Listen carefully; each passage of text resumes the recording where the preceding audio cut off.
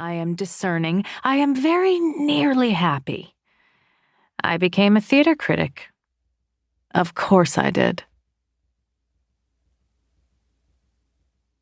1. Number withheld. When the phone rings on a damp November Wednesday, I'm in the bath.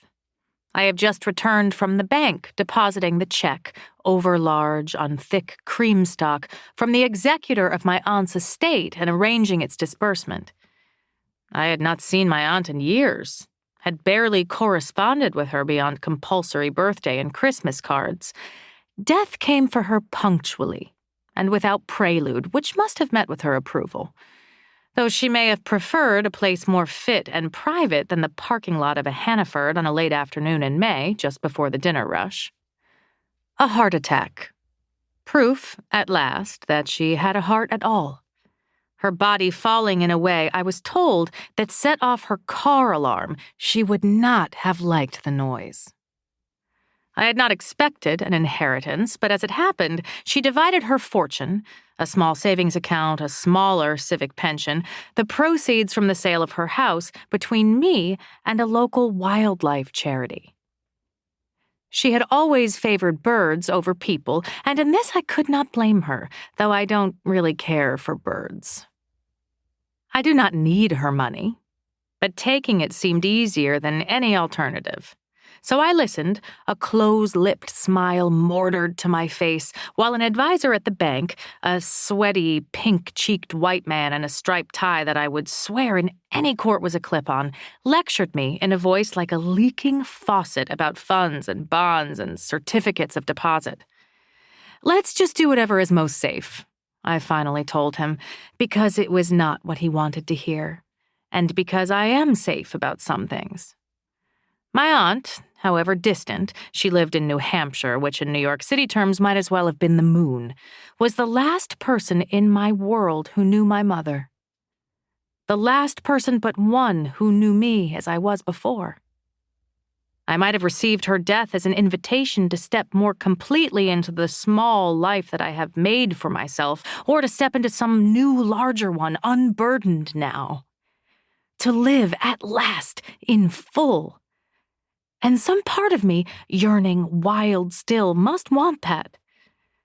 But when the news of her passing reached me, I stepped nowhere except along my typical routes into assorted theaters and then back to my apartment with an occasional low-lit bar to vary the scene. The executor also sent me 2 yellowing photo albums, which showed my aunt and my mother as kids and then adolescents and then young women, long-limbed, freckled, alive. I paged through them once, then shoved them onto the tallest shelf of the closet, where they have remained. If I were the sort of person who allowed myself much in the way of an emotional life, in daylight hours anyway, I suppose I would have felt lonely, orphaned, unmoored. Instead, I applied myself to the notebook page and the laptop screen as I never had before, writing and rewriting until each paragraph glittered, diamond bright and twice as sharp, which was only slightly sharper than my usual. This is the curse and blessing of the critical instinct, the irrepressible impulse to report the truth of a work of art, no matter whom that truth offends. These shows invited me.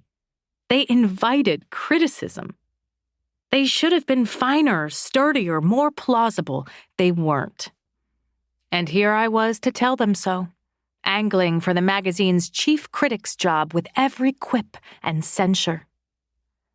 That job has stood open for 2 months now, ever since Crispin Crispy Holt, scion of a wealthy Boston family who fled Princeton as soon as he had his first taste of the living theater and some extremely high-grade LSD, and had written for the magazine for decades, finally announced his retirement. Rumor has it he shipped his inherited wealth to some Caribbean tax haven where he can enjoy flashbacks and the occasional cabana boy in tropical ease. I can't confirm this rumor. As a female who lacks a 4-octave range, I was beneath Crispy's notice. But for Roger, my editor, I am a sort of protégé, a local girl.